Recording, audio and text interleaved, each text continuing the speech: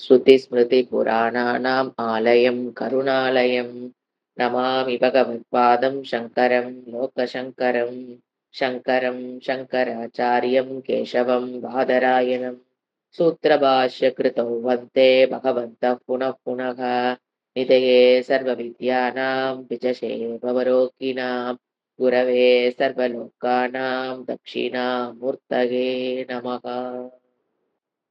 ॐ सहना भवतु सहनौ भुनक्तु सह वीर्यङ्करवावहै तेजस्विनावधीतमस्तु मा विद्विषावहै। ॐ शान्ति शान्ति शान्तिः. ஸ்ரீ ருத்ரம் இரண்டாவது அணுவாகம், நமகத்துல இரண்டாவது அணுவாகம். நமோ ஹிரண்யபாகவே சேனான்ய திசாஞ்ச பதகே நமோ நம நமக. இது வரைக்கும் நம்ம பார்த்திருக்கோம். அதாவது ஹிரண்ய பாகவே அப்படின்னா பொன்னிறமான தோள்களை உடையவரே அப்படின்னா வித் ஆர்னமெண்ட்ஸோட இருக்காருன்னு அர்த்தம். அடுத்தது சேனாதிபதியாக இருப்பவரே, படைக்கு சேனாதிபதியாக இருப்பவரே. திசாஞ்ச பதகே, திசைகளுக்கு தலைவராக இருப்பவரே. அப்படிப்பட்ட ஈஸ்வரனுக்கு நமஸ்காரம். அதுதான் இரண்யபாகவே சேனான்யே, சேனானியன சேனாதிபதியாக இருப்பவரே. திசாஞ்ச பதையே, திசைகளுக்கெல்லாம் தலைவராக இருக்கின்ற அந்த ஈஸ்வரனுக்கு நமஸ்காரம். அதுக்கப்புறம் இன்னைக்கு நம்ம இது வந்து போன கிளாஸ்ல முடிச்சிருக்கோம். இந்த கிளாஸ்ல பார்க்க வேண்டியது விருக்ஷேபியோ ஹரிகேஷ்யபக பசுனாம் பதகே நமோ நமக. விருக்ஷேபியக மீனிங் எழுதிக்கலாம். பச்சிலைகளை கூந்தலாக உடையவர்.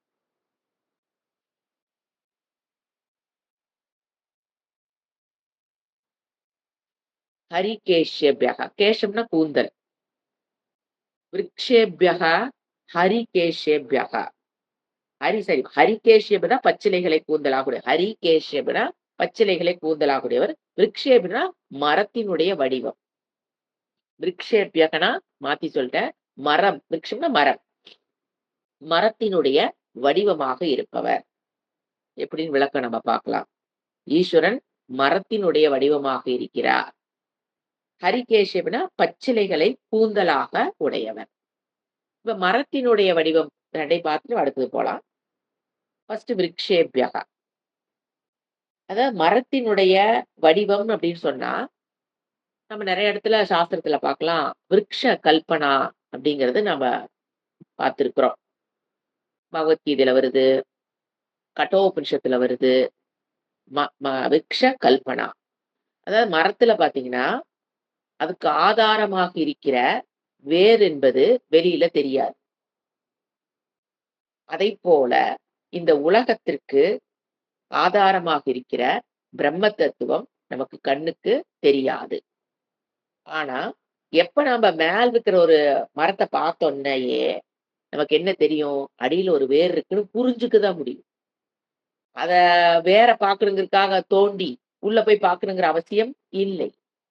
மரம்னு மேல பார்த்தோம்னா கீழே வேருன்னு ஒண்ணு இருக்கும். அதனாலதான் கொண்டு அங்க தண்ணி ஊத்துறோம். அங்க தண்ணி ஊத்துனா அது மேல போகும் அப்படிங்கறது. எந்த ஒரு செடியை பார்த்தாலும் கீழே வேர் இருக்கு, நம்ம அங்க தண்ணி ஊத்துனா அது மேல போகுங்கிறது புரிஞ்சுக்குதான் முடியுமே தவிர, இங்க நாம மைக்ரோஸ்கோப்போ டெலஸ்கோப்போ வச்செல்லாம் உள்ள இருக்கான்னு நம்மளால பார்க்க முடியாது. அதை போல அது ஒரு கல்பனா. இந்த உலகம்ங்கிறது மரம், அதற்கு ஆதாரமான வேர் எப்படி வெளியில தெரியாமல் இருக்கிறதோ அதை போல் இந்த உலகம் என்பது தோற்றம், அதற்கு ஆதாரமாக பிரம்ம தத்துவம் இருக்கிறது அப்படின்னு புரிஞ்சுக்கதான் முடியும். பை லாஜிக்கல் அனலிட்டிக்கல் பண்ணி யூஸ் பண்ணி நாம இப்படி ஒண்ணு இருக்கணும், வேறு ஒண்ணு இருக்கு நம்ம யூகிக்கத்தான் முடியுமே தவிர என்ன பண்ண தேவையில்லை. வேரோட புடுங்கித்தான் மரத்தை பார்க்கணும் அப்படிங்கிற அவசியம் இல்லை. அதத்தான் இங்க சொல்றாரு. அப்படிப்பட்ட மரத்தினுடைய வேர் அதாவது இதுதான் வந்து கல்பனான்னு சொல்லுவோம். மர கல்பனா, விக்ஷ கல்பனா. இது வந்து ஒரு அடுத்து நம்ம சொல்றது அந்த மரத்தினுடைய கட்டோபனிஷத் சொல்றது அந்த மரத்தினுடைய இலைகள், அதுதான் வந்து சம்சாரம். ஏன்னா அதுதான் என்ன பண்ணுது, குளோரோபில் தயாரித்து அந்த மரம் வந்து லாங் லைஃப் வர்றக்கு அப்படின்னு வெறும் வேர் மட்டும் இருந்தா பத்தாது. அப்போ இலைகள்ங்கிறது அந்த மரத்துக்கு எதுக்கு? டூ கெட் குளோரோஃபில் அந்த சர்வைவல் ஆஃப் த ட்ரீ எப்படி வந்து அந்த இலைகள நம்பி இருக்குதோ, அதைப்போல நம்ம நம்மளுடைய வாழ்க்கையில சம்சாரம்னு ஒண்ணு இருக்கிறதுனால தான், நம்ம என்ன பண்றோம் அந்த உலகத்துல வந்து வாழ்கிறோம். சோ அது எப்படி ஒவ்வொரு லீஃபும் ஒரு ஒரு சம்சாரம். இந்த மாரி நம்ம நெறைய வேதாந்தத்துல அங்கங்க நம்ம பார்த்திருக்கோம். சோ கர்மம் இல்லாமல் எப்படி இலைகள் இல்லாமல் மரம் என்பது இல்லையோ, ஆதாரமாக வேர் இருந்தாலும், சம்சாரம்ங்கிற இலைகள் இல்லாமல் அங்க என்ன இருக்காது? மரம் இருக்காதோ, அதைப்போல இங்க சம்சாரம் என்பது ஆதாரம். எதுக்கு? அது இந்த மனிதனுடைய ஜீவனுடைய வாழ்க்கைக்கு இது எது காரணம்? இலைகள். இங்க வந்து சம்சாரம். இப்படி நம்ம கல்பனாங்கிறது இங்க வந்து அதெல்லாம் எதுவும் சொல்லல. இது வந்து வேதாந்தத்துல நம்ம தெரிஞ்சுக்க வேண்டிய விஷயமா இருக்கிறனால, நம்ம கத்துக்கிட்டதுனால கடோபனிஷத்து இதெல்லாம் நான் விக்ஷ கல்பனா பத்தி சொன்னேன். இங்க வந்து மரத்தினுடைய வடிவமாகனா, எல்லா மரமுமாக ஈஸ்வரன் இருக்கிறார் அப்படின்னு நம்ம புரிஞ்சுக்கணும். அவ்வளவுதான். விருக்ஷேப்யக. மரத்தின் வடிவமாக இருப்பவரே. அங்க நம்ம கடவுள் பார்த்தீங்கன்னா, அத வந்து வாள்ல வெட்டணும்னு படிச்சிருப்போம். அந்த மரத்த வெட்டணும் அப்டின்னா, ஞானம் என்கின்ற வாள் கொண்டு வெட்டணுங்கிறது அது தனி கான்செப்ட். ஞாபகப்படுத்துறதுக்காக நான் சொன்னேன். அடுத்தது என்ன சொன்னேன்? ஹரிகேஷ்யப்யகா. பச்சை நிறமான கூந்தலை உடையவர். அப்படிங்கிறது அவருடைய உருவத்தினுடைய ஒரு விளக்கம் தான். ஹரிகேஷ்யப்யக. அடுத்தது பசுனாம் பதகே. பிராணிகளுக்கு ஃபர்ஸ்ட் மரமா அதாவது செடி கொடியாகவும், விலங்குகளாகவும் இருக்கிறார் இறைவன்கிற கருத்த தான் ஃபர்ஸ்ட் மரம் சொல்ட்டு, அடுத்து இப்ப என்ன சொல்றாரு? ப பசுனாம் பதயே. பசு மீன்ஸ் பசுக்கு மட்டும் பசுன்னு ஒரு பேர் இருக்கு. விலங்குகளுக்கும் பசுன்னு ஒரு பேர் இருக்கு. இப்ப இங்க என்ன எடுத்துக்கலாம்? எல்லா விலங்குகளாகவும் இருப்பவரே, எல்லா மரமுமாக இருப்பவரே, எல்லா மரத்தினுடைய அங்கங்கள், இது பச்சை இலைகளும், இந்த பிரான்ச்சஸ், ட்ரீஸ், ஃப்ரூட்ஸ் எல்லாமுமாக இருப்பவரே தான் இந்த இடத்துல கான்செப்ட். ஈஸ்வரன் இப்படி எல்லாவுமாக எப்படி ஈஸ்வரன் எப்படிங்க மரமா இருக்கிறார்ன்னா, அதாவது அ உபாதான காரணத்துவா. இறைவன் மரமாக இருக்கிறார்ங்கிறத எப்படி புரிஞ்சுக்கணும்? ஒரு பொருள சிருஷ்டி பண்றார்ன்னா, நிமித்த காரணம், உபாதான காரணம். இறைவன் தான் மெட்டீரியல் காஸா இருக்கிறதுனால, அப்ப கண்டிப்பா மரமும், தாவரம், செடி, கொடி அதனுடைய உறுப்புகள். இலை, மரம், செடி, கொடி, பூ, காய் அதுவும் சரி, விலங்குகள். அத உடனே மரத்துக்கு அடுத்து என்ன வந்துட்டாரு? விலங்குகள். பசு அ பசுனாம் பதயே. இப்ப அதுகளுக்கெல்லாம் தலைவராக இருப்பவர் அப்படின்னா, ஆதாரமாக, அதிஷ்டானமாக இருப்பவர். இருப்பையும், ஞானத்தையும் கொடுத்துக்கொண்டு ஆதாரமாக மரங்களுக்கும், தாவர செடி கொடிகளுக்கும், விலங்குகளுக்கும் ஆதாரமாக, இந்த உலகத்திற்கு ஆதாரமாக, ஆனா கண்ணுக்கு தெரியாத ரூபமாக ரூபமே அற்றவராக, அரூபமாக அவர் இருக்கிறார். அதுதான் இந்த இடத்துல நம்ம வேதாந்தத்து பிரகாரம் ருத்ரத்த புரிஞ்சுக்கிறது. அடுத்தது சஸ்பிஞ்சராய துஷீமதே பதினாம் பதயே நமோ நமக. சஸ்பிஞ்சராய. சஸ்பிஞ்சம்னா சின்ன நியூ பிரான் சின்ன கிராஸ். இளம் புல் போன்ற மஞ்சள் நிறத்தை மஞ்சள் நிறமாக இருப்பவரேன்னு எடுத்துக்கலாம். சிறு புல் போன்ற சஸ்பிஞ்சராய அப்படின்னாவே ஆ ஒரு புல் ரூபத்தில் புல்லாகவும் இருப்பவரேன்னு எடுத்துக்கலாம். அவ்வளவுதான். மரம் சொன்னாரு. அடுத்தது மரம் மட்டுமல்ல, சின்ன சின்ன ஒரு ஒரு புல்லும் அதனுடைய எக்ஸிஸ்டன்ஸ்க்கு யார் இறைவன் தான், ஈஸ்வரன் தான் ஆதாரமாக இருக்கிறார். அதான் சஸ்பிஞ்சராய. அதாவது மஞ்சள் ஏன் மஞ்சள்ங்கிறது அடிக்கடி ரொம்ப ஏன்னா சஸ்பிஞ்சராயங்கிறது மஞ்சள் நிறத்தோடு சேர்ந்த புல்லுன்னு அர்த்தம்னு எடுத்துக்கலாம். ஏன் மஞ்சள்ங்கிறது அடிக்கடி வேதாந்தத்துல யூஸ் பண்றாங்க? நீங்க தட்சிணாமூர்த்திக்கு பார்த்தீங்கன்னா, அது மஞ்சள். இந்த மாரி மஞ்சள்ங்கிறது கலர்கள்லயே மஞ்சள் வந்து வெரி ரிலேட்டட் டூ ஞானம், ஆத்ம ஞானம். ஆ அப்படிங்கிறது எதற்காக அப்படின்னா, அந்த மஞ்சள் என்பது ஒளி அதான் இப்ப விளக்கு எரியும்போது பார்த்தீங்கன்னா, அது என்ன கலர்ல இருக்குது? எல்லோ கலர்ல தான் இருக்குது. அது மத்ததை விளக்குது. அந்த மஞ்சள் ஒளி சாமிய சுத்தி இருக்கிறத விளக்குது. அதைப்போல அந்த ஆத்ம தத்துவம் மனதில் வெளிப்படுவதனால் தான் நமக்கு இந்த உலகம் நம்ம என்ன பண்ண முடியுது? விளங்குகிறது. அதனால மஞ்சள்ங்கிறது எப்பவுமே அதனால மஞ்சள்ங்கிறது தட்சிணாமூர்த்திக்கு நம்ம ஒரு மொ இதாவே குடுப்போம். மஞ்சள் நிற ஆடை, மஞ்சள் கலர் பூன்னு சொல்றது அதனாலதான். ஏன்னா தட்சிணாமூர்த்தி தான் ஞானகர்த்தா. நமக்கு ஞானத்தை கொடுக்கக்கூடிய தேவதையில தட்சிணாமூர்த்தி தான் பிரதான. அடுத்தது கல்வி கொடுப்பவர், அதற்குண்டான படிப்புக்குண்டான சூழலை கொடுத்து புஸ்தகத்த குடுக்கிறவங்க சரஸ்வதி. ஆனா அந்த புஸ்தகத்துல இருக்கிற அறிவு இங்க பரிணமிக்கணும் அப்படின்னா, அந்த இடத்துல தான் தட்சிணாமூர்த்தி. சரிங்களா? அடுத்தது சஸ்பிஞ்சராயே. அடுத்தது துஷி மதே. துஷி மீன்ஸ் பிரகாசமாக இருப்பவை. எப்படி மஞ்சள் எப்படி விளக்குதோ, ஒளிங்கிறது என்ன இருக்குது? அந்த விளக்கு எரியும்போது என்ன வருது? பிரகாசம். அப்போ ஞான ரூபமாக பிரகாச ரூபமாக இருப்பவரே. துஷீமதே. அடுத்தது பிரகாச ரூபம். அது பிரகாசம் என்ன? அது ஞானம் ஆத்மா என்பது ஸ்வப்பிரகாசக. அதை விளக்குவதற்கு இன்னொரு ஒளி தேவையில்லை. அது இங்கிருப்பதை அனைத்தையும் விளக்குகிறது. தன்னைத்தானே அது விளக்கக்கூடிய தன்மை படைத்ததுங்கிறதான் துஷி மதே. அந்த காந்தின்னு சொல்லும் பார்த்தீங்களா? தமிழ்ல சொல்லும் காந்தி உடையவரே. அடுத்தது பதினாம் பதயே நமோ நமக. பதி மார்க்கம். இந்த இடத்துல பதி மீன்ஸ் மார்க்கங்கள். அதற்கு ஆதாரமாக இருப்பவரேன்னு அர்த்தம். பதினாம் பதயே. பதிகள்னா கிருஷ்ண கதி. கதி தான் இந்த இடத்துல பதி மார்க்கம் சொல்லுவோம்.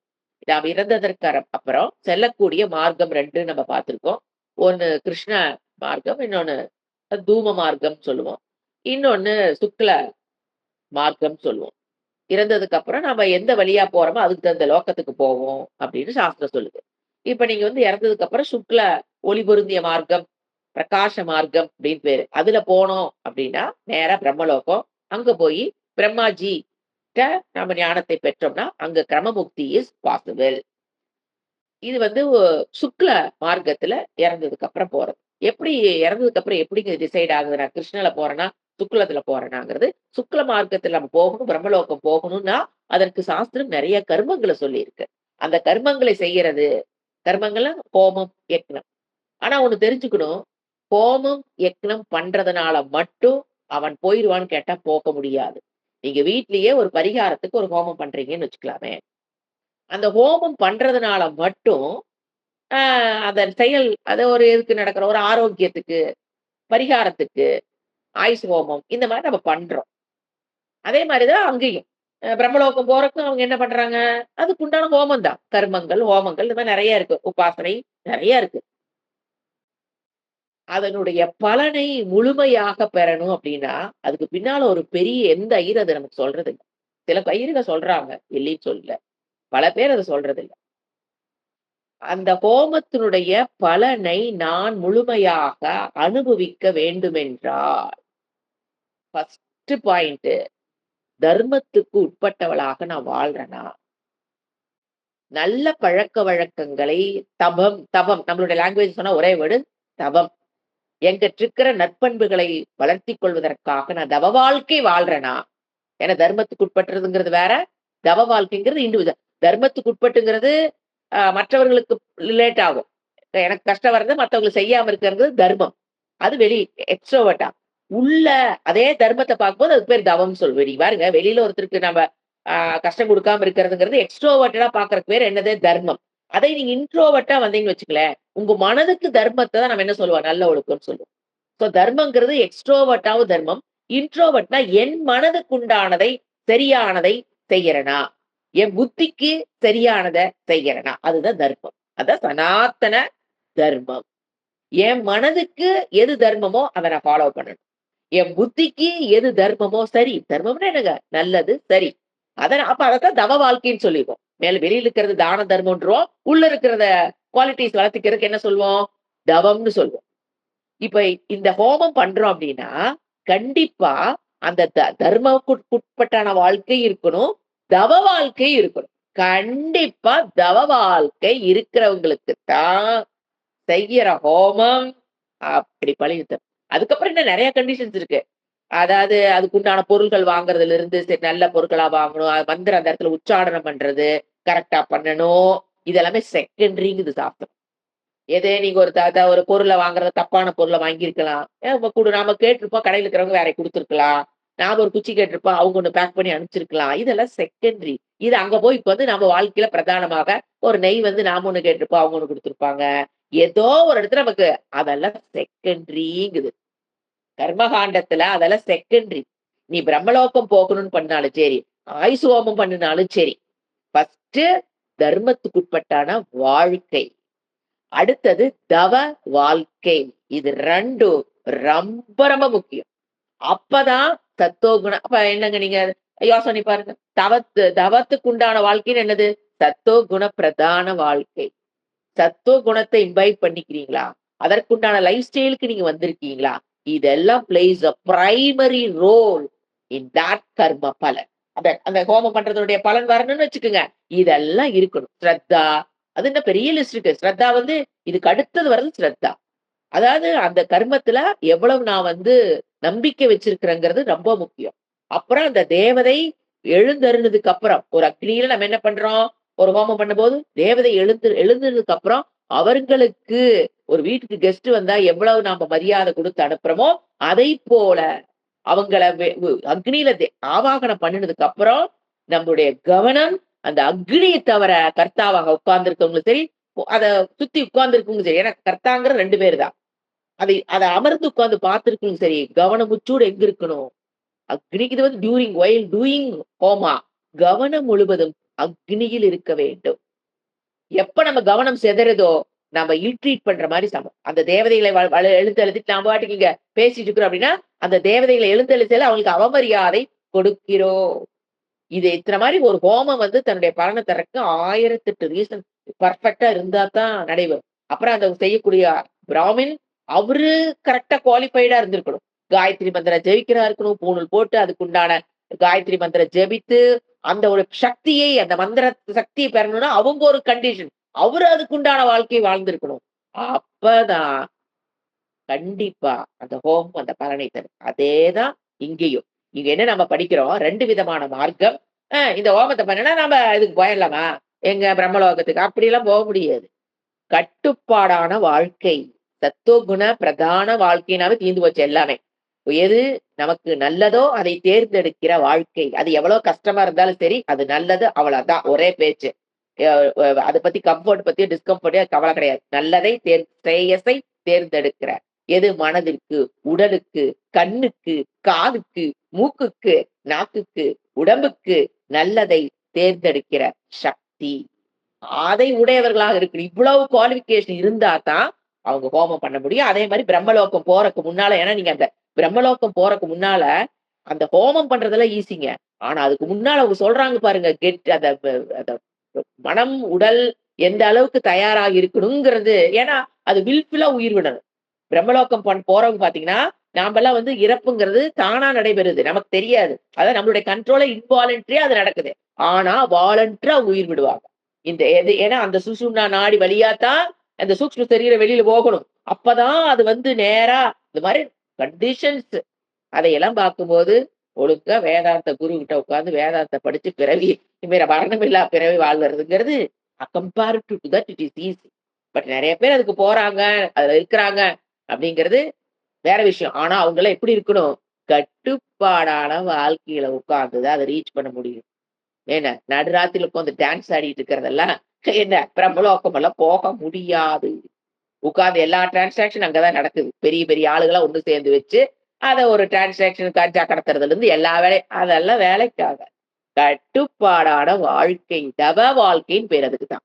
அவங்க அத பண்ணும்போது தான் அவங்க அந்த பிரம்மலோகத்துக்கு போக முடியும்.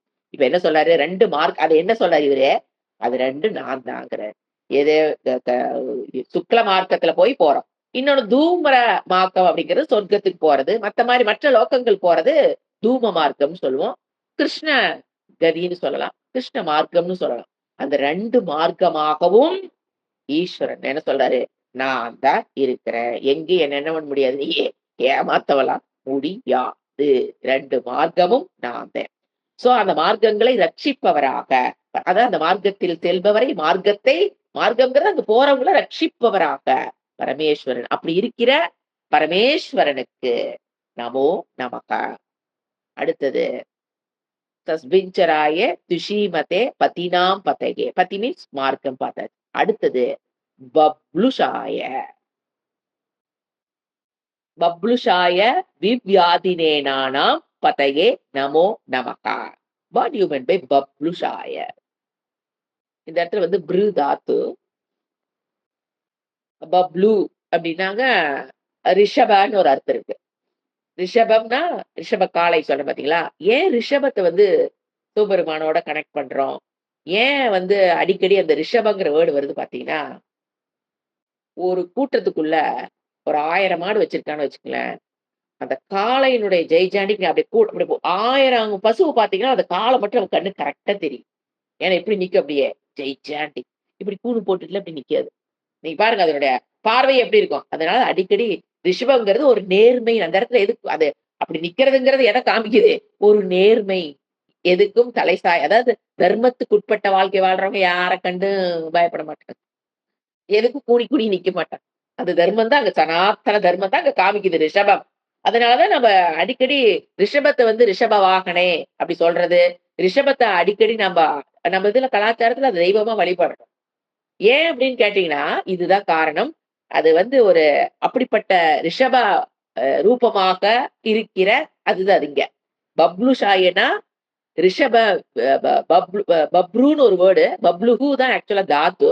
அதோட இது வந்து அப்படிப்பட்ட அ நமக யாருக்கு? அப்படிப்பட்ட இறைவனுக்கு அ ரிஷப ரூபமாக இருக்கிற பரமேஸ்வரனுக்கு அதுதான் பப்ளுஷாய.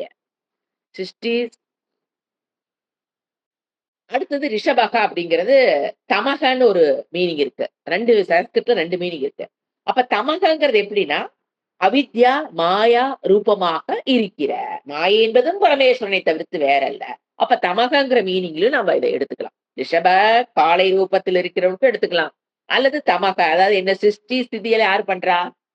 அதாவது மாயை தான் தனக்குள் பரிணாமம் பண்ணி அந்த ரூபமாக இருக்கிற ஈஸ்வரனுக்கு நமஸ்காரம். சிருஷ்டி, ஸ்திதி, கிருத்துக்கு காரணமாக விபூதி ஆஃப் மாயாங்கிறது it's the vibhuti of Bhagavan. அப்படி பார்க்கணும். அப்படி அப்படி இருக்கிற ரிஷப ரூபமாக இருக்கிற ஈஸ்வரனுக்கு, பரமேஸ்வரனுக்கு நமஸ்காரம். பப்ளுஷாய. அடுத்தது விவ்யாதினே. இது எப்படி வியாதிகளுக்கு வியாதிகளின் ரூபமாக இருக்கிறது எப்படி புரிஞ்சுக்கிறது? ஆக்சுவலா பசி, தாகம் என்பது ஒரு வியாதின்னு சங்கராச்சாரியர் ஒரு ஸ்லோகத்துல எழுதியிருப்பார். உண்மையில ஃபர்ஸ்ட் நோய் என்ன தெரியுங்களா நமக்கு? சம்சார நோய். பசி, தாகம். அப்போ அந்த 2யும் அதுக்குண்டான பசி குடுத்து, பசி குடுத்துட்டு உணவு குடுக்கலைன்னா, சோ பசியும் குடுத்து, தாகத்தையும் குடுத்து, அந்த பசிக்குண்டான உணவையும் கொடுத்து, தாகத்துக்குண்டான நீரையும் கொடுத்து, அந்த உணவு உண்டதுக்கு அப்புறம், அது செரிமானம் பண்றவராகவும் இருந்து, நீ யோசனை பண்ணி பாருங்க. இந்த இடத்துல எல்லாமே இறைவன்ங்கிறத எப்படி புரிய வைக்கிறாரு. அந்த பசியாகவும் இருக்கிறார். பசியை கொடுத்தவரும் அவரே. உணவாகவும் இருக்கிறார். அந்த உணவை நமக்கு கொடுப்பவரும் புண்ணிய பாவத்தை தான் குடுக்குறாரு. அந்த உணவை கொடுப்பவரும் அவரே. உணவை அள்ளி வாயில போட்டீங்க. உள்ள போய் எப்படி செரிமானம் ஆகுது? வைஸ்வானரோ பூத்தா அகம் டேய் நீ உள்ள போனதுல நான் ஒருக்க உள்ள குக் பண்றேங்கிறார். நீ வெளியில குக் பண்ற. நீ உள்ள போனதுல யாரு? வைஸ்வானர் அக்னியாக இருந்து நான் தான் நீ போட்டதுல என்ன பண்ணிட்டு இருக்கிறேன்? ஜீரணம் பண்ணிட்டு இருக்கிறேன் பாரு. அப்பதான் எத போடுறதா இருந்தாலும் பக்குங்கும். ஐயோ! இறைவா! எதை கண்டதை போட்டு உனக்கு கஷ்டம் குடுக்க கூடாது இறைவா! உடலுக்கு எது தேவையோ அத ஜீரணம் பண்ணி குடுங்க இறைவா! அப்ப அந்த ஒரு உணர்வு அந்த ஒரு அ அறிவு உள்ள வந்துருச்சுன்னு வச்சுக்கங்களேன், கண்டதை போடுறதுக்கு நமக்கு ஏன்னா யார் வயித்துல யார் இருக்கா? இறைவன். ஏன்னா வைஸ்வானரக பூத்தா. யாரு சொல்றாரு? பகவத்கீதையில கிருஷ்ணர் சொல்றாரு. நான் உள்ள இருந்து நான் தான்டா நீ ஓடுறதெல்லாம் ஜீரணம் பண்ணிட்டு இருக்கிறேன் அப்படிங்கும்போது, அப்போ அப்ப அப்ப என்ன அடுத்து நம்மளோட க க இது சப்ஜெக்ட்க்கு வரும்போது, செரிமானம் பண்றவராகவும் இருந்து, உணவை குடுத்து, உணவை செரிமானம் வேற பண்ணி, அது வேற அன்னரசம் அப்புறம் அதுல இருக்கிற எக்ஸ்ட்ராக்ட்டாவும் நான் தான் இருக்கிறேன். அத வந்து சக்தியா மாத்தக்கூடியவனும் நான் அது ஏதாவது நான் பண்றேனேனுங்க. வெண்டைக்காய் அள்ளி வாயில போட்டா வேல முடிஞ்சுது. இப்போ ஃப்ளோ கரெக்ட்டா 1 ஹவர் பேச முடியுது. சக்தி வருதுன்னா, ஏன்னா நான் என்ன பண்ணேன்? வெண்டைக்காய் உள்ள போட்டேன் நேத்து அவ்வளோதான். இன்னைக்கு எப்படி வருது அது? சக்தி ரூபம். அப்போ அது உணவு அன்ன ரசமாக மாறி, அது ரத்தத்தோட கலந்து, அந்த சக்தி இப்ப இந்த இடத்துக்கு வந்து வேலை செய்யுதுன்னா, இதுல என்னுடைய முட்டுவலி என்ன? 0. இறைவன் அந்தந்த தேவதை ரூபமாக நீங்க ஓட்ட காய், கறி எல்லாத்தையும் ஜீரணம் பண்ணி, அதுல இருக்கிற சக்திய உறிஞ்சி, அத மறுபடியும் ரத்தத்துக்குள்ள விட்டு, அப்புறம் எங்கெங்க சக்தி வேணுமோ அத டெலிவர் பண்ணி, எத்தனை எல்லாம் என்ன சொல்றாரு? எல்லாம் நான் தான் பண்ணிட்டு இருக்கிறேன். அப்ப நாம என்னதான் பண்றோம்? அகங்காரத்தின் பிடியில் மாட்டிக்கிட்டு ஆடிட்டு இருக்கிறோம். இத ஒண்ண தவிர நம்ம வேற எதுவுமே பண்றதில்ல. என்னன்னு? எல்லாம் நான். இந்த சரீரம் நான். அது நான். அகங்காரத்துல ஒரு ப்ரொஜெக்ட் பண்ணிக்கிறோம். எது? நான் இந்த சரியன்னு ஒரு ப்ரொஜெக்ஷனை பண்ணி டான்ஸ் ஆடிட்டு இருக்கிறோமே தவிர நம்மனால நம்ம பாடிக்குள்ள எதையும் என்ன பண்ண முடியாது, பண்ண தெரியாது. அப்ப யார் பண்றா? அந்தந்த தேவதை ரூபமாக இருந்து ஈஸ்வரன் தான் இந்த செயலை என் உடலுக்குள் நடத்தி கொண்டிருக்கிறார். அன்ன ரூபேன. அப்ப பாருங்க, அந்த தாவரம் என்னதான்? தாவர ரூபேன. அன்னத்தை கொடுக்கறதாரு தாவர ரூபேன. அப்ப அதுக்கு அதுக்கு தலைவனாக எல்லாமே யாருதான்? இறைவன். அப்படி இருக்கிற பரமேஸ்வரனுக்கு இங்க என்ன சொல்றோம்? நமஸ்காரம். அவரை நான் சரணடைகிறேன். அப்படிங்கிறதுதான் இங்க வருது. வியாதினே. இப்ப வியாதினே எதை எடுத்துக்கணும்? பசி, தாகம்னு எடுத்துக்கணும் இந்த இடத்துல.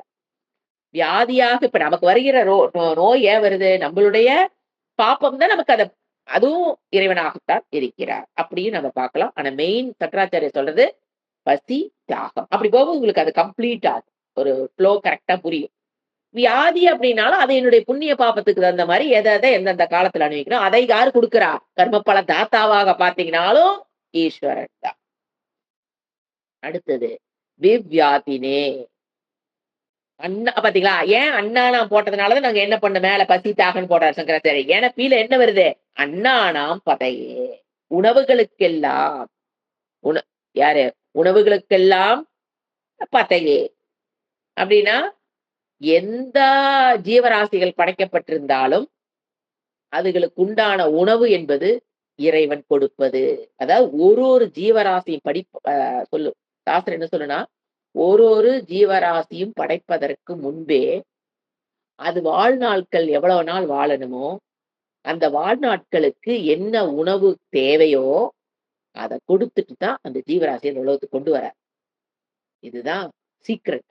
ஏன்னா இங்க வந்ததுக்கு அப்புறம் அவர் போய் வேற பக்கம் தீந்து போச்சு, சாப்பாடு தீந்து போச்சு, மார்க்கெட் போடுறோம் பாத்தீங்களா, காய் ஒண்ணு இது தீந்து போச்சுன்னு போய் வாங்கிட்டு வர மாதிரி இறைவன் எங்க போய் வாங்குவாரு? இங்க தீந்து போச்சு, இதுகளுக்கு இல்ல, இப்ப நீ சிங்கத்துக்கு உணவு இல்லை. அதனாலதான் இது யூஸ்வலா வேதாந்த பாதையில வர்றவங்க ஈஸ்வர தத்துவத்தை புரிஞ்சுக்க முடியலிங் போது அடிக்கடி நிறைய இதுல பாத்தீங்கன்னா ஏகாந்த வாழ்க்கையை விரும்பி ஏத்துக்குவாங்க. நிறைய பேர் ஈஸ்வரன் ஒருத்தர் இருக்கிறாருங்கிறத ஏத்துக்க, அதாவது அறிவுபூர்வமா உள்ள போயிருங்க.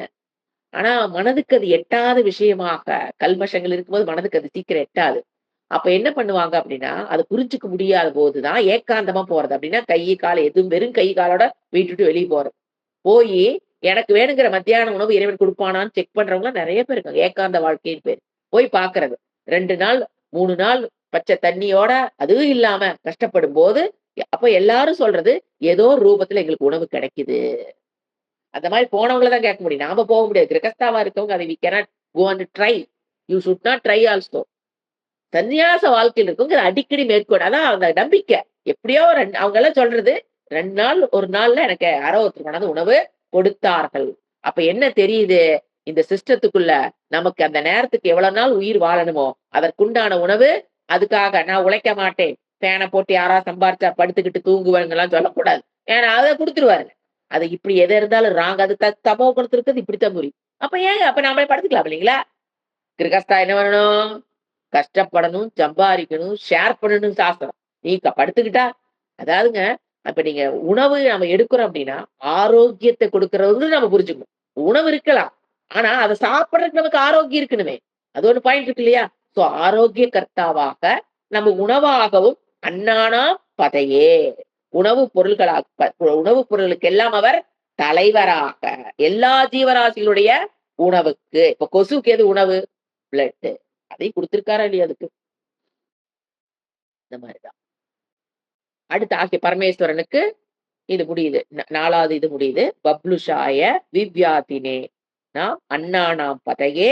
அப்படிப்பட்ட பரமேஸ்வரனுக்கு நமோ நமக. அடுத்தது பவஸ்ய ஹேத்யை ஜகதாம் பதையே நமோ நமக. பவம் சம்சாரம். அஸ்ய சஷ்டி போட்டா சம்சாரம். அதை என்ன பண்றாரு? பவஸ்ய ஹேத்யங்கிறது ஹன், அழிப்பவராக மனிதர்களுடைய சம்சார என்கின்ற நோயை ஹரிகேஷ. ஓ முதல் லைன் ஓகே, ஓகே. ஹரிகேஷாயோபவீதினே புஷ்டானாம் பதை. எஸ். அத விட்டுட்டு வந்துட்டேன். எஸ். ஹரிகேஷ ஹரிகேஷாய அப்படின்னா உங்களுக்கு சொன்ன முதல்லயே, ஆ கருத்த கேசம். கேசம்னா முடி. கருத்த முடியை உடையவர். அது ஏங்க கருத்த முடி? அப்படின்னா, அந்த ஞானம் வந்து என்னைக்கு இளமையானது. அதுக்கு வயசாகிறது கிடையாதுங்கிற மாரி, ஹரிங்கிறது கருப்பா இருந்தா என்ன அர்த்தம்? இன்னும் வயசு இருக்குன்னு இளமையில் இருக்காங்கன்னு அர்த்தம். வெள்ள வர ஆரம்பிச்சா என்ன அர்த்தம்? ஓல்ட் ஏஜ்ன்னு அர்த்தம். அப்ப கருத்தனா அந்த ஞானம், அவருடைய ஞானம் எப்பவும் எப்படி இருக்குது? ஃப்ரெஷ் இளமையாக. ஹரிகேஷாய. எஸ். கருத்த மேகம். நித்திய யுவாம். தட்சிணாமூர்த்தி பார்த்தீங்கன்னா, அவரு இளமையா இருப்பாரு. கீழ உட்கார்ந்திருக்கிற ஸ்டூடண்ட்ஸ்லாம் வயசானவங்களா தெரிவாங்க. ஏன்னு கேட்டீங்கன்னா, தட்சிணாமூர்த்திங்கிறது ஞானம். அதனால அப்படி சொல்லுவோம். ஹரிகேஷாய புராபி நவம் அப்படி சொல்றோம் பார்த்தீங்களா? அது மாரி அது. அடுத்தது ஹரிகேஷாய உபவீத்தினே. உபவீத்தினா பூணூல். பூணூல் அப்படிங்கிறது அ யாரு போடுறது? ஒரு பிராமணன். பிராமணன்னா யாரு? பிரம்மத்தை அறிந்தவன் பிராமணன். பூணூல் போட்டதுனால அவன் பிராமணன் இல்ல. அவன் தன்னுடைய வாழ்க்கையை அதற்காக அர்ப்பணித்துக் கொள்வதால், அவனுக்கு என்ன பேரு? பிராமணன்னு பேரு. சோ பூணூல் ரூபமாக. ஏன் பிராமணன்? இப்ப அவர் வந்து வேதாந்த கிருத்து நம்ம நிறைய இடத்துல பார்த்திருப்போம். பிராமணன் ஏன் இறைவன் தான் என்ன பண்றாரு? வேதாந்த கிருத்து. அந்த வேதத்தை கொடுத்தவரும் அவரே. வேதத்தின் மூலியமாக வெளிப்படுவரும் அவரே. இதெல்லாம் எதுல வந்துரும்? உபவீதினே. ஏன்னா பூணூல்ங்கிறது வெரி மச் ரிலேட்டட் டூ ஞானம். முதல்ல அத தெரிஞ்சுக்கணும். Very much related to caste இல்ல. இப்ப இந்த காலத்துல அது பூணூல் is very much related to caste. பூணூல் போட்டிருக்காரா? இவர் ஐயரா இருப்பாரு, இல்ல செட்டியா இருப்பாரு. அது that is not like that. பூணூல் இது எதை சிம்பாலிக் ரெப்ரசன்டேஷன் ஆஃப் வாட்? ஞானம். ஏன்? எவன் ஒருவன் பிரம்மனை தெரி பிரம்ம பிர பிரம் பிரம்ம பிரம்ம தத்துவத்தை அறிந்து கொள்வதற்காக தன் வாழ்க்கையை அர்ப்பணித்துக் கொள்கிறானோ, பிரம்மத்தை அறிகிறானோ, அவன் பேரு என்னது? பிராமணன். பிராமணத்துவம் அப்படிங்கிறது அந்த குணத்தை குறிக்கிறது. அப்ப இங்க என்ன வருது? உபவீதினே. பூணூல் is very much related to ஞானம், வேதம். ஏன்னா, கர்மகாண்டத்துல போறவங்களும் வேதத்த தாயா ஏத்துக்கிறாங்க. அவங்களும் அங்கு சொல்லப்பட்ட விஷயத்துக்கு உண்டான கர்மங்கள தனக்கு மற்றவர்களுக்காக செய்து குடுக்கறதுனால, கர்ம காண்டத்தை கொடுத்தவரும் வேதம் தான். அது பூணூல் போட்டவங்க தான் அதையும் செய்ய முடியுது.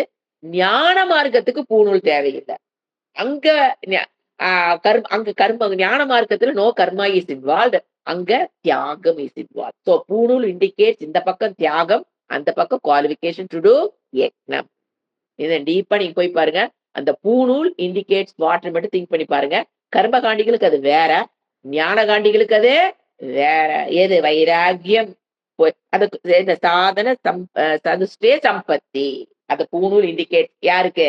ஞான காண்டத்தில் இருப்பவர்களுக்கு. கர்ம காண்டத்தில் இருப்பவர்களுக்கு indicates is qualified person to do ஹோமம், யக்ஞம். அப்போ 2 பேருமே பாருங்க, அந்த தியாகத்தினுடைய இத வெளிப்படுத்துது. ஏன்னா, பூணூல் போட்டிருந்தா அவங்க நெறைய எத்தன பண்ணணும்? காயத்ரி ஜபம், மந்திரி அவங்களுக்கு ஒரு கட்டுப்பாடான வாழ்க்கைக்குள்ள அவங்க வரணும். கர்மகாண்டிஸ். அப்பதான் அது ஹோமம்லாம் பண்ண முடியும். அதேபோல ஞானகாண்டம் எங்க இருக்காங்க? ஒரு கட்டுக்கோப்பான வாழ்க்கை. சோ அந்த இடத்துல பூணூல் இண்டிகேட்ஸ் போத் காண்டம். உபவீதினே.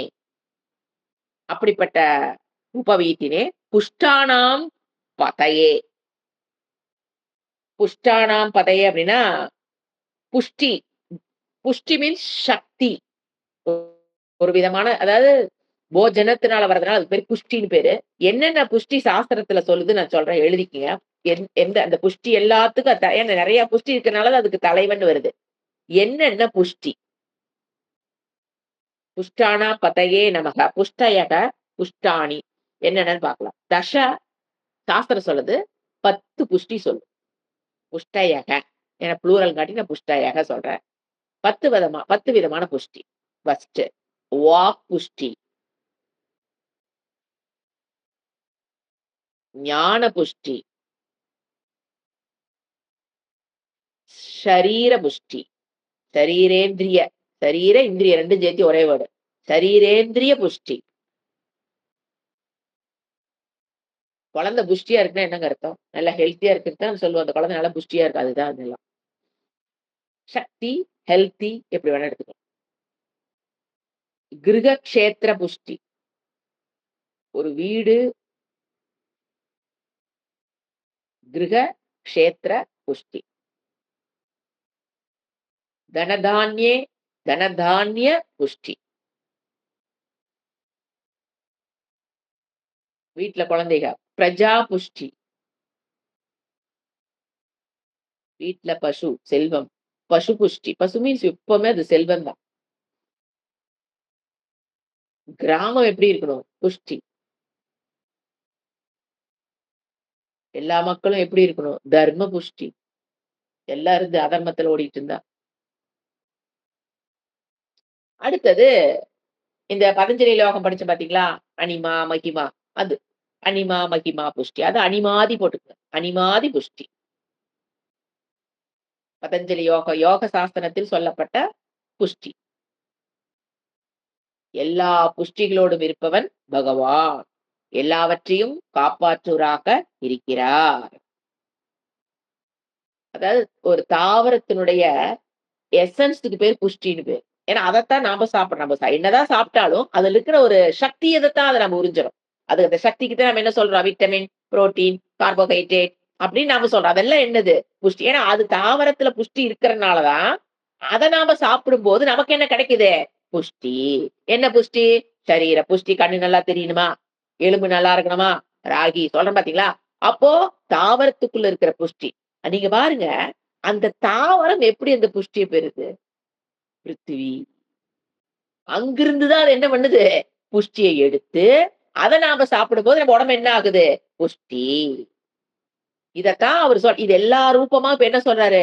எல்லா எல்லா புஷ்டிகளாகவும் இருப்பவன் நான்றாரு இறைவன். முதல்ல அத தெரிஞ்சுக்கோ. அது பூமியில இருக்கிற புஷ்டியா இருந்தாலும் சரி, தாவரத்துல இருக்கிற புஷ்டியா இருந்தாலும் சரி, உனக்குள்ள இருக்கிற புஷ்டியா இருந்தாலும் சரி, சக்தி ரூபம். அது எல்லாமே நான் தான். 10 புஷ்டி அதான் ஒரு இடத்துல வருது. இந்த 10 புஷ்டி ரூபமாக இறைவன் இருக்கிறார். அப்படின்னு இந்த இடத்துல நமக்கு புரிய வைக்கிறாரு.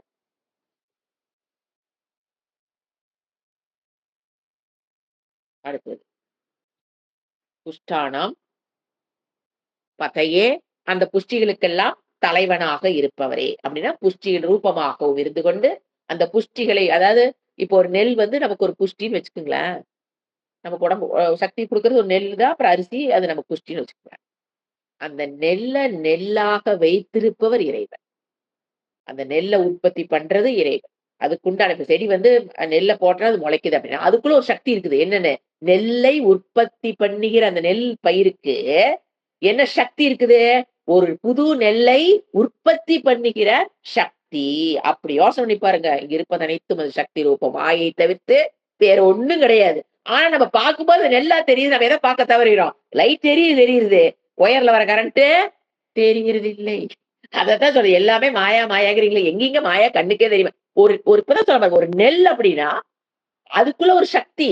அந்த சக்தி எங்கிருந்து வந்தது? அது யாரு குடுத்தா? கடைசியில போய் பாருங்க. சக்தி ரூபேன இந்த உலகம் தோற்றத்தில் இருக்கிறது. உண்மையில் கிடையாது. தோற்றத்தில் இருக்கிறது.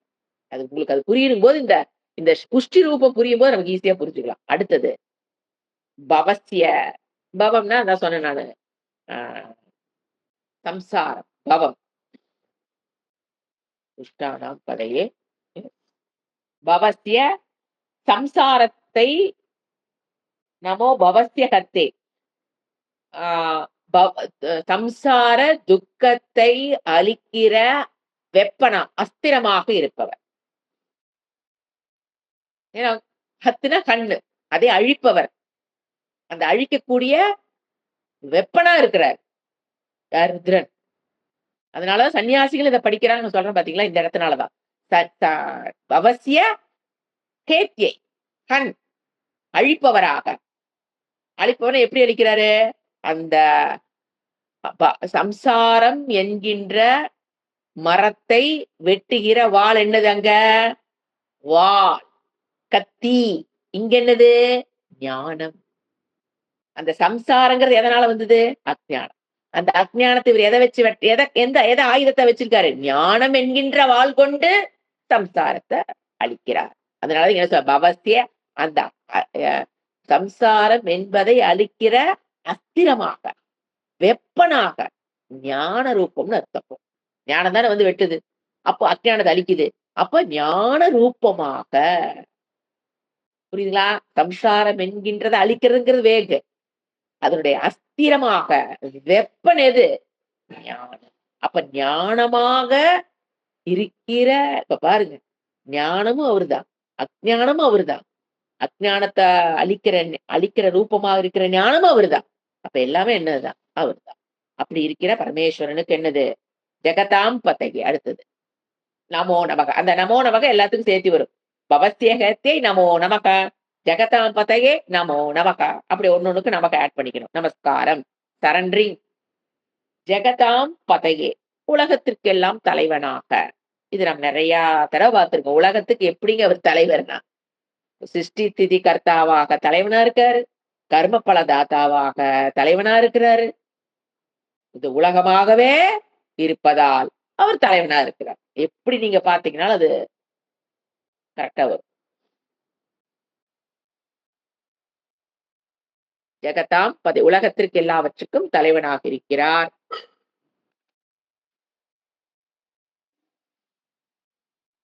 அடுத்தது.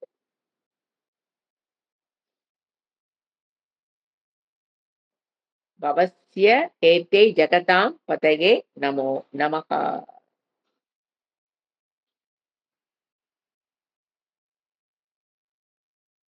ருத்ராயாத தாவினே க்ஷேத்ராணாம் பதகே நமோ நமஹ. நமக ருத்ராய. இந்த இடத்துல நேரடியா ருத்ரருக்கே நமஸ்காரம். நமக ருத்ராய. சம்சாரத்தை இல்லாமல் ஆக்குவருக்கு நமக. ஆத்ததாயினி அடுத்தது. ருத்ராய அந்த நமோ நமக ஆட் பண்ணிக்கணும். ருத்ராய நமோ நமக. ஆத்ததாவினே நமோ நமக. அப்ப ஆத்ததாயின அப்படின்னா நான் என்ற வில்லை கொண்டு காப்பாற்றுபவர். இது முதலே நம்ம பார்த்திருக்கோம். ஃபர்ஸ்ட் அனுவாகத்துல நம்ம பார்த்திருக்கோம். நான் ஆத்ததாவினே நமோ நமக. நான் என்ற வில்லை கொண்டு காப்பாற்றுபவர். மீனிங் எழுதுங்க விளக்கம் பார்க்கலாம். க்ஷேத்ராணம் அதோட முடியுது. க்ஷேத்ராணாம் பதயே நமோ நமக. க்ஷேத்திரம்னா இந்த இடத்துல உடம்பு. எல்லா உடம்புகளுக்கும் அவர் தலைவராக இருக்கிறார். அப்படிப்பட்டவருக்கு நமோ நமக. என்னுடைய நமஸ்காரம். எல்லாமே நமஸ்காரம் தான். வரிசையா கடைசியா இருந்து எல்லாரும் என்னென்ன ரூபமாக இருக்கிறாரோ ஒன்னொன்னா அவருடைய விபூதியை சொல்லி அதுக்கு அப்படிப்பட்டவருக்கு நமோ நமக நமஸ்காரம். க்ஷேத்ராணாம் பதயே. அதாவது ருதிர் அப்படின்னா ருத்ரனுக்கு நமோ நமக அப்படின்னா சம்சாரத்தை அவர் அழிக்கிறதுனால நம்ம பார்த்தோம்.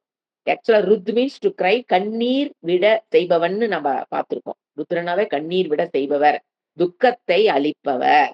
துக்கத்தின் அதாவது துக்கத்தை துக்கத்தின் ஹேதுவான என்ன சொல்ற துக்கத்தை அழிப்பவராக பாப்பத்தை க்ஷயம் பண்ணி கொடுக்கிறார் அப்படின்னா பாப்ப க்ஷயமாகும் போது எப்படிங்க இருக்கும்? குழு குழுன்னு இருக்கும். சோ பாப்ப க்ஷயம் பண்ணி கொடுக்கிறார். அதாவது ருதிர்னு அழுக செய்பவர் அப்படின்னா ஐயோ அப்ப ருத்ர சாமி கும்பிடக்கூடாது ஒரு கான்செப்ட் இருக்கு. ஐயோ ருத்ரெல்லாம் வீட்டுல சொல்லக்கூடாது. ருத்ர வந்து சாமி கும்பிடக்கூடாது. கோயிலோட சரி வீட்டுக்கெல்லாம் அப்படிலாம் எதுவும் கிடையாது. நம்மளுடைய பாப்பத்தை க்ஷயம் பண்ணி கொடுப்பவர். ஏன்னா புண்ணியத்தை பழுக்க வைக்கணும். இப்ப புண்ணியம் பழுக்கணும்னா கண்டிப்பா பாப்ப க்ஷயம் ஆகணும். பாப்ப க்ஷயம் ஆனாத்தான் புண்ணியம் பழுத்தாத்தான் நம்ம என்ன வேணுங்கிறத அடைய முடியும். நீங்க வந்து ஞான காண்டத்திலும் போனாலும் சரி மற்ற வேற விஷயங்கள் இருந்தாலும் இப்ப நான் ஒரு பொருளை அடைய முடியல அப்படின்னா யாரு நடுவில் நிக்கிறது? பாப்பம். அப்ப அந்த பாப்பம் என்ன ஆகணும்? க்ஷயமாகும். அப்ப மைனஸ் போகணும் அப்படின்னா என்ன பண்றோம்? பிளஸ் போட்டோம்னா என்ன ஆகுது? மைனஸ் க்ஷயமாகுது. அப்ப அந்த மைனஸ் போகும்போது கழிச்சு எப்படி துக்கமாக தான் கழிச்சாகும். அப்ப கண்ணீர் விட செய்பவர்னா பாப்பத்தை க்ஷயம் பண்றதுனால அது செய்யும் போது கஷ்டமா நமக்கு இருக்கிறதுனால கண்ணீர் விட செய்பவர். ஆனா எதுக்கு கண்ணீர் அவருக்கு நம்ம மேல போட்டிய பொறாமையா? நம்ம அழுக வைக்கணும்னு அவருக்கு என்ன கஷ்டம்? அட பாப்பத்தை க்ஷயம் பண்ணுனா தவிர பாப்பம் க்ஷயம் ஆகலைன்னா அது அந்த டிஸ்டன்ஸ் இருந்துகிட்டே இருக்கும். அந்த டிஸ்டன்ஸ் இல்லாம போனா தான் நம்மளும் அந்த பொருளும் நம்மளும் அது எதை வேண்டுமோ அது நமக்கு கிடைக்கும். அது ஆரோக்கியமா இருந்தாலும் சரி, உறவுகளாக இருந்தாலும் சரி, பணமா இருந்தாலும் சரி, வீடா இருந்தாலும் சரி, சொந்த வீடா இருந்தாலும் சரி, எதா இருந்தாலும் நமக்கு கிடைக்கலைன்னா அங்க என்ன இருக்குது? பாப்பம். அப்ப ருத்ரன் வந்து என்ன பண்றாரு? அத வில்லு, நான் அதெல்லாம் என்னது? அப்படி ஒரு அம்புட்டு, அம்புட்டா எங்க குத்துனா வலிக்குமா வலிக்காதா? அழுகவும் அழுக மாட்டோமா. But for good thing. We are crying for good thing. அதத்தான் குடுக்குறார். அதனால அவருக்கு பேர் என்ன? ருத்ரன், அழுக செய்பவர். இப்ப என்ன ருத்ரா? அப்படிப்பட்ட ருத்ரனுக்கு நமக்கு நீ எவ்வளவுதான் கஷ்டம் கொடுத்தாலும் நான் என்ன பண்றேன்? அது என்னுடைய நன்மைன்னு தெரிஞ்சு கும்பிட தெரியும். நமோ நான் உன்னை சரணடைய தெரியும். கும்பிடுறது என்னுடைய என்ன அர்த்தம்? நமோ நமக. என்னுடைய நன்மைக்காகத்தான் இந்த கஷ்டம். இப்ப நீங்க லாஜிக்கா சொல்லி பாருங்க. நம்ம வாழ்க்கையில ஒரு கஷ்டம் வருதுன்னா, ஃபர்ஸ்ட் நாம என்ன நினைக்கிறோம்? கஷ்டமே வரக்கூடாதுன்னு நினைக்கிறோம். இது ஒரு பிளண்டர், மிஸ்டேக் எதுவும் கிடையாது. என்ன நீங்க நினைக்கிறீங்க தெரியுங்களா? இப்ப நான் ஒரு பொருள் அடையணும். இப்ப நான் இங்க இருக்கேன், என் பொருள் இங்க இருக்குன்னா, அது வந்து கஷ்டப்பட்டா தான் அந்த பாபம் போகுது. எப்ப நீங்க கஷ்டமே வேண்டான்னு இறைவன்ட்ட வேண்டிட்டு இருக்கீங்களோ, then the distance will be maintained as such. This will be here, this will be here. You will be here, that object will be here. வாழ்க்கையில என்ன வேண்டுறோம்? கஷ்டம் குடுத்துறாத, கஷ்டம் குடுத்துறாத, கஷ்டம் குடுத்துறாத. அப்ப என்ன ஆகும்? பாப்பக்ஷயம் பண்ணிராத. எப்படி வேண்டுறேன் பாருங்க. பாப்பக்ஷயம் பண்ணிராத, பாப்பக்ஷயம் பண்ணிராத. ஏன்னா எனக்கு உடல் நோக்கறதெல்லாம் பிடிக்காது. மனம் வலியெல்லாம் பிடிக்காது. என்னால அதெல்லாம் ஏத்துக்க முடியல. இப்படியே வச்சிரு. ஏது? Is it a correct way of is it intelligent prayer? உங்களுக்கு இதுக்கு நடுவுல கேப் இருக்குன்னு தெரியுது. அது பாப்பம் தான் தெரியுது. அப்ப பிரேயர் எப்படி இருக்கணும்? அந்த கஷ்டம் வரும்போது தாங்குற சக்திய குடுன்னு கேட்டா இன்டெலிஜென்ட் பிரேயர். அத மீண்டு வர சக்தியை குடுத்து, அந்த கஷ்டத்த அழிச்சு, அந்த கஷ்டம் வரும்போது தாங்குற சக்திய குடு இறைவா. அதான் தலைக்கு வருது தலைப்பாக. அந்த தாங்குற சக்திய குடுன்னு கேட்கும்போது என்ன ஆகுது? பாப்பக்ஷயம் ஆகுது. அப்ப நீங்க வேண்டது கிடைக்குதா இல்லையா? பாப்பக்ஷயம் ஆகுது. அத தாண்டி வரும்போது, நம்ம எந்த பொருள் எது நம்மள விட்டு தள்ளி நின்னுதோ, அது என்ன ஆகுது? வந்து நம்போடு இணைவது தான் நம்ம கேட்டது கிடைக்குதுன்னு அர்த்தம். கஷ்டமே வரக்கூடாது. இறைவன் கஷ்டமே குடுக்கக் கூடாதுன்னு வேண்டுனா, ஓகேன்றுவாரு. டன்னுன்றுவாரு. ஆனா எங்கதான் நிக்கும்? நாம கேட்கறதெல்லாம் நாம 5 மைல் ஓடுனா, அது 10 மைல் போய் நிக்கும். நீங்க 10 மைலுக்கு போனீங்கன்னா, 15 மைல்ல போய் நிக்கிறத வாழ்க்கையில பார்க்கிறோமா இல்லையா? எங்கதான் என்ன கேட்டுட்டே இருக்கோம். டிஸ்டன்ஸ் மெயின்டெயின் ஆனா பரவால்ல. எனக்கு கஷ்டம் வரக்கூடாது. ஆனா கஷ்டமும் வரக்கூடாது. அந்த பொருளும் வேணும். இது ரொம்ப இன்டெலிஜென்ட்டா நான் வேண்டேன்னு நெனப்பேன். எப்படி? அந்த பொருளுக்கு எனக்கு இருக்கிற பாவம் கழிஞ்சா தானே வரப்போகுது. அப்ப இவரு என்ன பண்றாரு? நீ வேண்டிட்டியா? உனக்கு குடுக்கணும்னு முடிவு பண்ணிட்டாருன்னா, கஷ்டத்த குடுத்து, பாப்பத்த அழிச்சு, உனக்கு பிடிக்குதோ இல்லையோ, கஷ்டத்த குடுத்து, பாப்பத்த அழிச்சு தான் என்ன பண்ணுவாரு? நீ வேண்டுத சேர்த்து வைப்பாரு. அப்ப உடனே, ஐயோ! இறைவா உனக்கு கண்ணு இல்லையா? காது இல்லையா? இவ்வளவு கஷ்டம் குடுக்குறியே! ஐய்யய்யோ! ஐய்யய்யோ! இங்க வலிக்குதே, அங்க வலிக்குதே! உன்னைய நம்பியிருந்தேனே! இறைவனே நீ இல்ல. ஒரு ஒரு குரூப் கஷ்டம் வந்துருச்சுன்னா, இறைவன் இத்தன கும்பிட்டன, இத்தன கிருத்திக்கு நான் பழனி வந்தனே. நீ என் ஒய்ஃப காப்பாத்தல. நீ நீ இறைவனே இல்ல. இனிமேல் நான் இறைவன் முருகான்னு வாயில சொல்ல மாட்டேன். பெரிய வீராப்பு. நஷ்டமடைவது யார்? முருகரா? நானா? சோ புரியுறது இல்ல. என்ன இதெல்லாம் வந்துங்க ஞானத்துக்கு நான் சொல்லவே இல்ல. வாழ்க்கையில பேசிக்கா கான்செப்ட். மேனுவல் புக் நாலேட்ஜ் இதெல்லாம். எது இந்த வாழ்க்கையில் நம்ம நிம்மதியா வாழ்றக்கு வேணுங்கிற ஞானம் இதெல்லாம். தேவதைகளுக்கு நமக்கு உள்ள உறவு என்ன? அவங்களுடைய ரோல் என்ன? என்னுடைய ரோல் என்ன? நான் உன்ன வேண்டுறனே, அதுக்கு அது ஏன் எனக்கு கிடைக்க மாட்டேங்குது? அப்ப அதுக்கு என்ன பண்ணணும்? எல்லாமே யாரு குடுத்து வச்சிருக்கா? இறைவன் குடுத்து வச்சிருக்காரு. அந்த வழியில போறோமா? அதுதான் பாயிண்ட். பாத்தீங்களா? அடுத்தது ருத்ரா. இப்படி பாத்தீங்களா இப்ப? அப்படிப்பட்ட ருத்ரா. ருத்ரனுக்கு நமோ நமக. ஆத்த தாவினே என்பது ஆத்தத்தாய் அப்படின்னாங்க, ஆத்தத்தாயி அப்படிங்கிறது ஒரு இடத்துல வரும். அதாவது பாப்பம். அதாவது அந்த மாரி ஆத்தத்தாயி பாப்பம்ங்கிறது 6 இருக்கு. மற்றவங்க மனைவிய அது மாரி எல்லாம் தப்பு தப்பா அதாவது அதுக்கு வந்துங்க என்ன சொல்றது? அ இதே பிராயச்சித்தமே கிடையாது. அந்த தப்ப பண்ணிட்டீங்கன்னா, எந்த தப்பு பண்ணாலும் அதுக்கு ஒரு இறைவன் வந்து பிராயச்சித்தம் குடுத்துருக்காரு. தெரியாம பண்ணினீன்னா, தெரிஞ்சு பண்ணாலும் சரி, இத பண்ணு சாமி. உனக்கு அது நியூட்ரலைஸ் ஆயிக்கும் அந்த பாப்பம்ன்னு நெறைய பரிகாரங்கள் எத்தன இருக்கு. ஆனா, இந்த ஆத்தத்தாயி தப்பு பண்ணவனுங்களுக்கு பரிகாரமே செய்ய முடியாத அளவுக்கு தப்பு அப்படிங்கிறது ஆத்தத்தாயி பாப்பம். இவர் என்ன சொன்னாரு? ஆத்தத்தாய் என்றால், அரசனுடைய தர்மத்துல பார்த்தீங்கன்னா, அந்த தப்புக்கெல்லாம் விசாரமே பண்ண அப்படியே ஆன் த ஸ்பாட் பனிஷ் பண்ணலாம். அப்படிங்கிறது தர்மசாஸ்திரத்துல இருக்கு. அந்த தப்ப ஒருத்தன் பண்ணிட்டான்னு உனக்கு தெரிஞ்சதுன்னா, நீ எந்த விசாரம் பண்ணாத. கதம் கதம் நீ பண்ணிறலாம். அவன அப்பவே நீ பண்ணலாம். அப்படின்னு அரசனுக்கு ஏன்னா அவன் சமுதாயத்தை இன்னும் என்ன பண்ணிருவாங்க? சீரழிச்சுருவாங்க. அதனால அப்ப சாஸ்திரம் கூறுகிறது. இப்ப பார்த்தீங்கன்னா, மத்தவங்க நிலத்த போய் என்னன்னு ஆத்தத்தாயி தெரியுங்களா?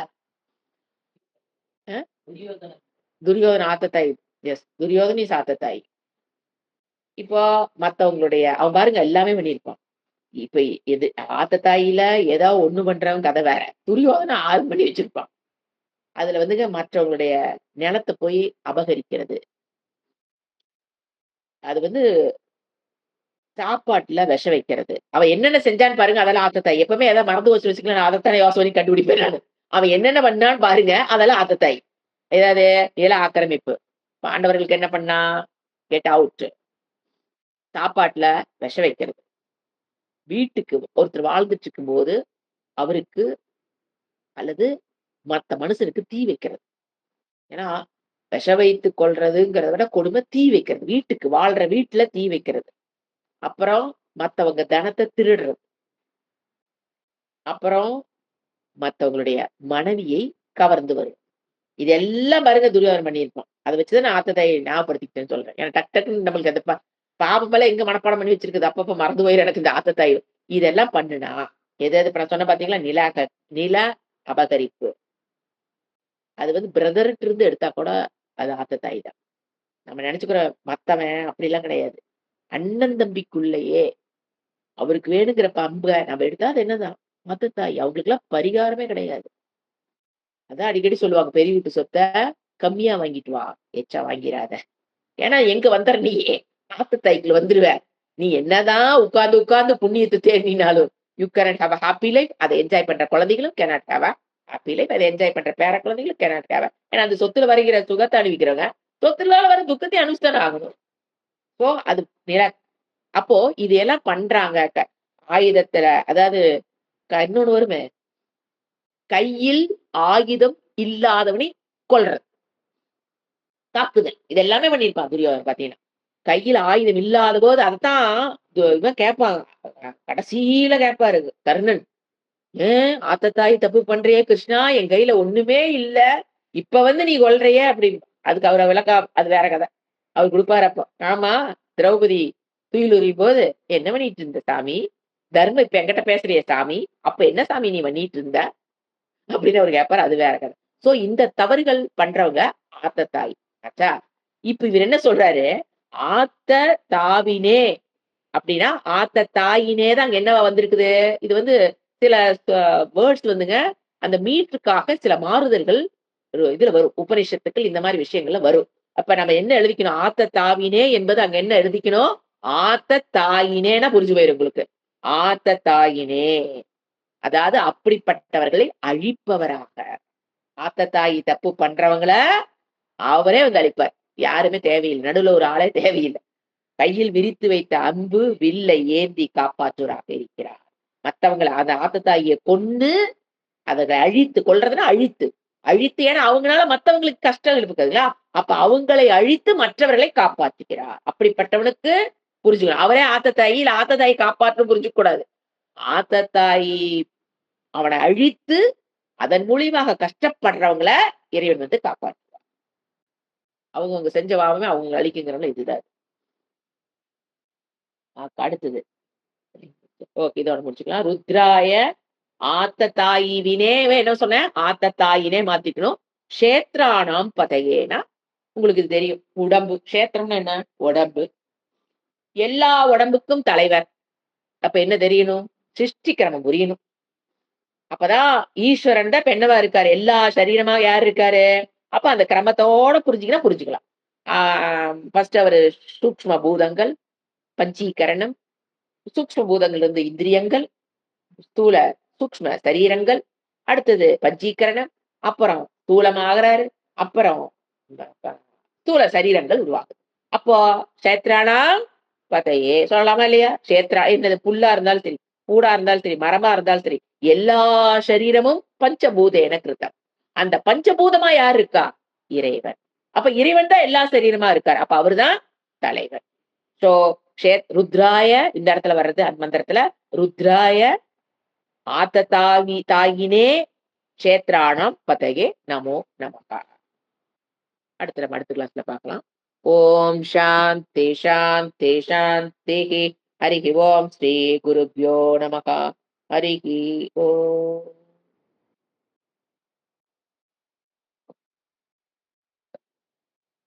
படிப்பா.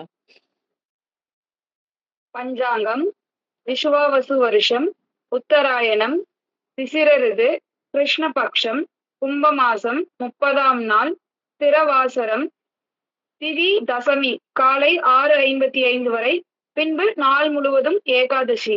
நட்சத்திரம் உத்திராடம் இரவு 3:34 வரை, பின்பு திருவோணம் நட்சத்திரம். இன்றைய சித்தர் ஸ்ரீ கோமன சித்தர். ஓம்